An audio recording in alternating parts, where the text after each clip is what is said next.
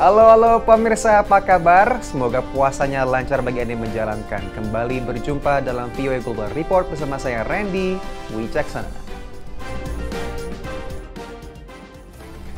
Kita buka segmen pertama dengan VOA Global Highlights. Presiden Rusia Vladimir Putin kembali memenangkan pemilu dengan 87,28% suara. Ini jadi suara terbesar yang pernah diraih satu kandidat dalam sejarah Rusia pasca perpecahan Uni Soviet. Negara-negara Barat menyebut pemilu Rusia tidak adil dan tak demokratis, namun sejumlah pemimpin negara seperti Tiongkok, Arab Saudi, India, dan Korea Utara telah menyampaikan ucapan selamat secara lisan kepada Putin yang akan kembali memimpin Moskow untuk 6 tahun ke depan. Filipe Lazzarini, Kepala Badan PBB untuk Pengungsi Palestina UNRWA, sebut dirinya ditolak masuk ke Gaza oleh Israel Senin 18 Maret lalu. UNRWA tengah dalam krisis pendanaan setelah Israel menuduh adanya 12 staf UNRWA jadi bagian dari serangan 7 Oktober lalu. Tuduhan ini berujung pada pembekuan pendanaan dari donor 16 negara termasuk Amerika Serikat bernilai 450 juta dolar. Kepala UNRWA sebelumnya telah lakukan kunjungan ke Gaza sebanyak 4 kali sejak perang pecah. Bantuan via laut pertama ke Gaza tiba Selasa 19 Maret. Kapal ini berisi 200 ton bantuan dari LSM World Central Kitchen asal Amerika. LSM ini sebut tengah bersiap kirimkan bantuan makanan via laut gelombang kedua dan akan melakukan pengiriman rutin setiap pekannya. PBB melaporkan kelaparan semakin mewabah untuk 300.000 orang di utara Gaza. Wabah kelaparan ini juga mengancam 1,1 juta warga di penjuru jalur Gaza. Dengan bantuan via darat yang dibatasi Israel, bantuan masuk via udara dan laut yang menurut PBB tidak cukup untuk hadapi wabah kelaparan.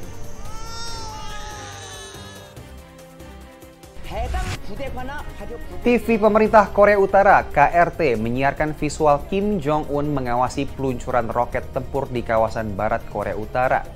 KRT sebut latihan militer tersebut dilakukan pada Senin 18 Maret dan bertujuan untuk uji coba kapabilitas perang sesungguhnya. Uji coba ini libatkan peluncuran sejumlah roket untuk tingkatkan kesiapan perang Korea Utara. Malaysia berencana kembali lakukan pencarian pesawat Malaysian Airlines MH370. Menteri Transportasi Malaysia umumkan pada Minggu 17 Maret yang bertepatan dengan peringatan 10 tahun sejak pesawat MH370 dinyatakan hilang. Penerbangan ini menggunakan pesawat Boeing 777 membawa 227 penumpang dan 12 kru hilang dalam rute Kuala Lumpur Beijing pada 8 Maret 2014. Pencarian MH370 oleh Malaysia, Tiongkok, dan Australia berakhir pada 2017. Proses pencarian bawah laut ini memakan biaya 130 juta dolar. Itu tadi Global Highlight pemirsa, dan kita ke berita berikutnya. Pemirsa, apakah sudah dengar ada kemungkinan TikTok akan bisa dilarang secara penuh di Amerika? Tentunya ini jadi pro dan kontra di tengah keresahan para kreator konten. Gedung Putih mendesak Senat segera membahas RUU yang baru diloloskan DPR AS yang menyoroti ancaman TikTok terhadap keamanan nasional Amerika Serikat. Selengkapnya oleh Virginia Gunawan dari Washington DC berikut.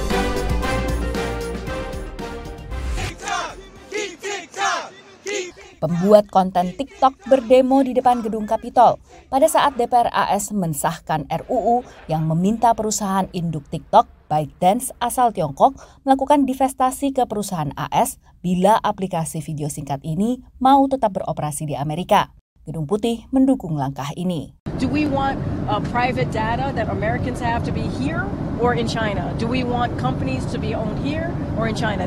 TikTok mengatakan RUU ini mengancam kebebasan berekspresi sambil membantah bahwa aplikasi mereka mengancam keamanan penggunanya. Over the last few years, we have invested to keep your data safe and our platform free from outside manipulation. Sementara Tiongkok memperingatkan RUU pembatasan TikTok bakal membuat jera perusahaan asing lain.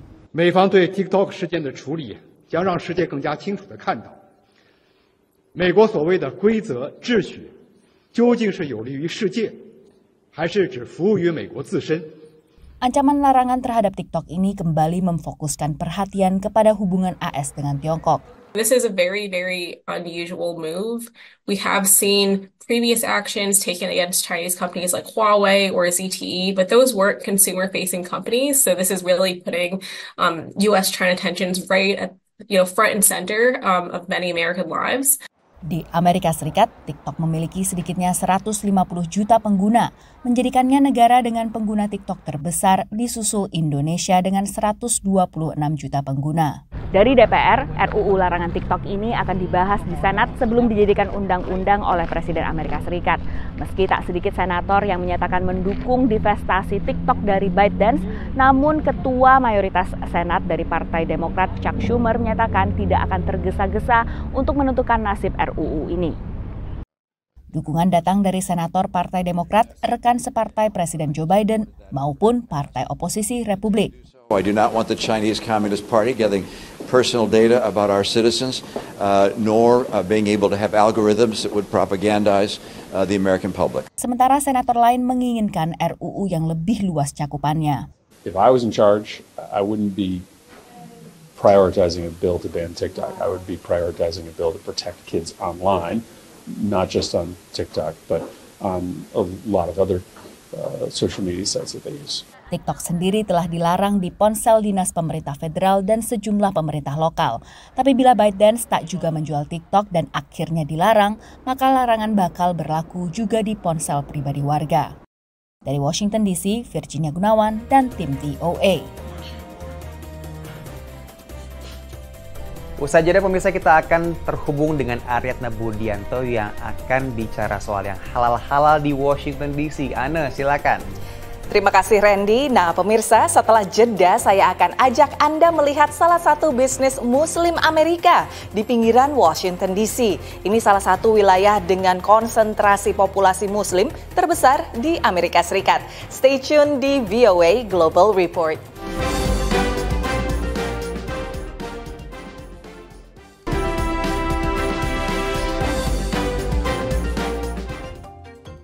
Pemirsa, kembali di VOA Global Report bersama saya Aryatna Budianto dari studio VOA di Washington DC. Kawasan ibu kota dan sekitarnya punya populasi muslim yang cukup tinggi, bahkan masuk 10 besar di Amerika. Jadi tidak terlalu sulit untuk mendapatkan produk halal walau di tengah tingginya permintaan selama Ramadan. Kami ajak Anda mampir ke salah satu supermarket halal terbaru di Virginia di pinggiran Washington DC yang dimiliki seorang imigran asal Afghanistan. Walau semua produknya halal, toko ini punya misi jadi one-stop shop bukan hanya untuk warga muslim tetapi untuk warga internasional. Simak dalam segmen Healthpreneur berikut ini.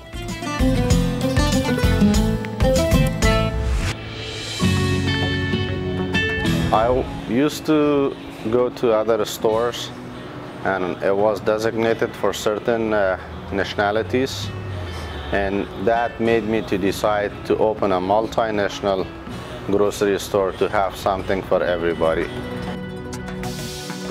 Assalamu alaikum, this is Nadim Azimi. I'm the owner of Halal Depot in Falls Church, Virginia. I wish everyone in the area happy Ramadan. Well, the community is very diversified here. So we have people from Central America to Europe, Asia, Southwest Asia, Africa. So there is people from all over the world in this area. It's said to have like fresh produce and organic stuff from the local farms and have something for everyone. I just wanted to make it convenient for the area, for the neighborhood to walk in here so they don't have to like drive miles away for a competitive price, and we're so competitive compared to the other stores around the area. Is it hard for someone to open up a grocery business? Well, at the beginning it is hard. It's a tough business to be on. There's a lot of parts and pieces that you have to put together, and you have to have something for everybody that walks into the stores. But once you're into it, then you will find your way There are so many permits. You have to get one for each department. You have to have one for your mechanical, like drawings. You have to have for bakery. You have to have for grocery, for sign. You have to have a strategic plan to open such business. And I have had the retail experience for a long time. I have had businesses before, but also the main goal was to have a one-stop shop for the community. The store is a multinational store. The merchandise is from all over the world. So there is like multi-suppliers who are bringing the stuff from all over the world. There are certain suppliers for certain regions, and then you would go with them, and then you will find what are the hot items for certain nationalities. What are the challenges that you face? The challenges at the beginning is the inventory, which is the biggest part. You have to put everything in the system. You have to put the prices right. That's the biggest challenge at the beginning, to make sure you get the right inventory. You have to do some market research to find what the customers, what the area wants. Saya nyari beberapa bahan masakan buat bikin sop ayam ya. Walaupun ini banyak konsentrasinya banyak makanan-makanan Timur Tengah, tapi spicesnya masih bisa didapat di sini. Dan saya juga pengen nyari ini nih, biryani spices. Jadi ini memudahkan saya kalau pengen masak nasi biryani. Saya nggak tahu ini ada di Indonesia atau enggak, cuman ada semacam bir tapi halal, nggak ada alkoholnya. Kayak merek ini. Ini saya nggak tahu ya, ini ada kalau alkoholnya jelas nggak ada karena ini toko halal gitu. Saya belum pernah ke supermarket halal ya selain ini. Ini pertama kali kayaknya. I came here to get some chocolates. My mom's going to my aunt's house, and that's why we get some chocolates to go to somebody else's house. Is this like a specialty chocolate that you can only get in a halal supermarket? Yes. I couldn't find these anywhere else. That's why I came here. So for Ramadan, we have a lot of specials, from dates to rice to paste. We have like a variety of items that's on sale for Ramadan, and we have given a good discount for our customers and for the community around. We have a variety of stuff, tea from like India, Pakistan, to Europe, UK. The situation in the Middle East with the war and everything, do you face any difficulties in supplies? Of course, that affected us big time. So, and as we were speaking with the suppliers, hey, when can you deliver my products? They would say it's still on the way because they have changed the direction, and it takes a long time to get here, and the suppliers are short of products. So these are the halal products then? These are the halal meat, which is all hand zabiha, slaughtered by hand. We have goat, lamb, veal, shanks, and beef, with all the chicken products that we have over here. Are they coming from different farms? They are coming from Pennsylvania. Yeah, there is farms here in Virginia too, but we get ours from Pennsylvania, which is more fresh and healthy. So that's why we get them from certain farms. So we don't stock up frozen stuff, and we get them fresh 5 days a week. Monday through Friday, we get them from the local farms. The dry fruits are from Afghanistan, Brazil, Uzbekistan, Turkey, and it's all fresh, this year's product. So we don't keep like old stuff, and we check before we put them on our shelves. Make sure it's fresh and make sure it's clean, which is #1 priority for us, is quality and cleanness of the store. Salah satu strategi yang diterapkan oleh Halal Depot di tengah persaingan adalah price adjustment atau penyesuaian harga, yang artinya jika konsumen menemukan produk yang sama dengan harga yang lebih murah, maka Halal Depot akan memberikan selisihnya kembali kepada konsumen. Dan ini dianggap jitu untuk membuat harga tetap bersaing di tengah banyaknya supermarket halal di sekitarnya. Pemirsa, setelah jeda berikut, Randy Wicaksana di kota New York akan kembali menemani Anda dengan liputan Muslim di Amerika yang lainnya. Stay tune di VOA Global Report.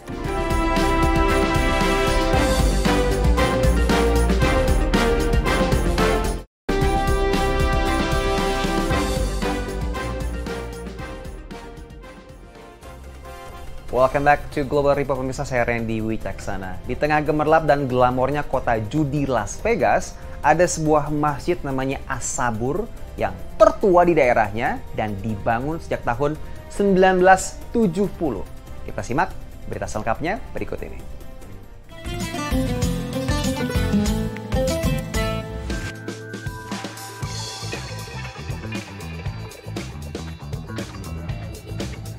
Las Vegas dikenal sebagai Sin City atau kota penuh dosa. 10 menit dari pusat judi terbesar di Amerika, Masjid As-Sabur membuka pintunya. It definitely comes with its challenges, but at the same time, it gives you even more kind of pride and honor that you're Muslim because everything is easy over here. So we get to choose exactly what we want to be. So when we're choosing to be Muslims, we truly are being Muslims over here. Masjid yang didirikan pada tahun 1970-an ini adalah jawaban bagi kerinduan Muslim di Las Vegas. These masjids are places of refuge, and people are always surprised how strong we are. And on the one hand, it's because you have to be strong to live in an environment like this. Didirikan di bagian barat Las Vegas, Masjid As-Sabur ada di area dengan tingkat kejahatan geng dan transaksi narkoba yang tinggi. We have a very large unhoused population around here, so we work very hard to build relationships with our neighbors so that we can figure out what the people need. For us, we're all one community, and so because we also live here, we're invested here, we're able to really dig down and understand what the community needs. Sejak 2010, area sekitar masjid juga dikembangkan jadi pemukiman terjangkau, Muslim Village atau desa Muslim. Kesederhanaan dan rasa kekeluargaan mengundang jemaah dengan berbagai latar belakang. For me, it actually reminds me like back home. It has a home atmosphere. You know, it's very family oriented. You know, just we feel welcome. You know, myself personally. About 25 minutes. Yeah, because the other mosques nearby about five minutes, but I like it here. It's more heart to heart. Juga menarik perhatian mantan petinju Mike Tyson yang kerap hadir dan menyumbang. He came and looked and he saw that we knew how to get things together if we had some help. So he chose to help us in a great big way. There was other donors too. They are important too, they're just as important. But the biggest donor was Mike Tyson. Komunitas Muslim Indonesia juga giat berpartisipasi dalam kegiatan masjid. Meski tinggal di kota yang terkenal dengan gemerlap duniawi, menurut Ahmad, mayoritas jemaah Muslim memilih profesi yang sejalan dengan iman mereka. Allahu Akbar. Dari Las Vegas, Nevada, Virginia Gunawan, Nabila Ganinda, Rifan Dwi Astono, VOA. Berikutnya kita ke Texas yang terkenal akan barbeque-nya. Ada pasangan suami istri Indonesia yang membuka restoran Indonesia dengan andalan menunya rendang dan dendeng balado yang dipadukan dengan barbeque ala Texas. Aduh, jadi lapar saya. Kita simak selengkapnya berikut ini.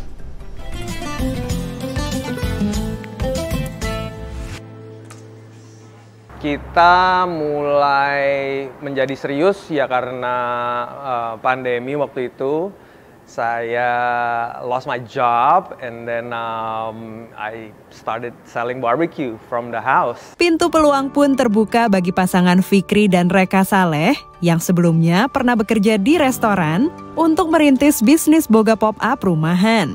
Banyaknya restoran yang tutup selama pandemi berdampak positif bagi bisnis makanan yang diantar. Fikri dengan barbecue, sementara Reka merintis Gurih Table yang menawarkan berbagai kue jajanan pasar khas Indonesia. Fikri had, during his orders, there would be leftover brisket, so sometimes I would cook it for our dinner or our lunch into like a balado or something and infuse it in Indonesian dishes. And he was like, oh my God, this is a great idea. Let's collab. And from there we just collab. Hasil kolaborasi mereka melahirkan Fix Q Craft Barbecue yang kini membuka gerai setiap akhir pekan di Alameda, California. Jadi Fix Q Craft Barbecue ini kita market as Indo-Tex Craft Barbecue, yaitu Indonesian mixed with Texas style barbecue. Jadi Texas style barbecue is like low and slow smoked brisket yang kita masak 12-14 jam, dino beef ribs and beef back ribs. Dan the Indonesian part is kind of like a fusion of the Texas style barbecue with Indonesian food. Sebagai contoh, the beef brisket that I smoke dimasak sama Reka menjadi beef rendang. Belum adanya restoran Texas barbecue halal di Bay Area membuat keduanya memutuskan untuk menawarkan menu halal. Our family is Muslim and we're just gonna be doing halal from now on. And in terms of menu, yeah, anything that we expand on the menu is going to be halal. As we opened the restaurant, we wanted to make it more inclusive and make it available for the broader community. Because more and more people are looking for a halal food. So to just provide that and be able to show people, hey, you can create amazing cuisines using halal meat. Pelanggannya adalah warga Amerika yang mencari menu barbecue dan diaspora Indonesia yang rindu kuliner tanah air, serta mereka yang mencari makanan halal. Uniquely different, like because it's a fusion food, because it's traditional Texas barbecue, to be able to try that in a halal form. I think it's just all for the better. Dick dan Kim Kincannon yang pernah tinggal di Padang, Sumatera Barat, menikmati menu favorit mereka, rendang dan dendeng balado. They're using high level of ingredients with a great cooking technique. It's melt in your mouth, fall off the bone kind of food, but it does take us back to our time when we lived in West Sumatra for 2 years. The daging balado is also amazing. It's just it really brings us back. Like Dirk said, the flavors are just really authentic, very asli. Dari Alameda, California, Dania Iman, Andri Tambunan, Nia Iman Santoso, VOA. Dan berita tadi jadi penutup perjumpaan kita dalam Global Report episode Ramadan kali ini. Semoga Anda masih kuat puasanya dan kita jumpa lagi minggu depan di waktu yang sama. Saya Reni Krasana pamit. Assalamualaikum.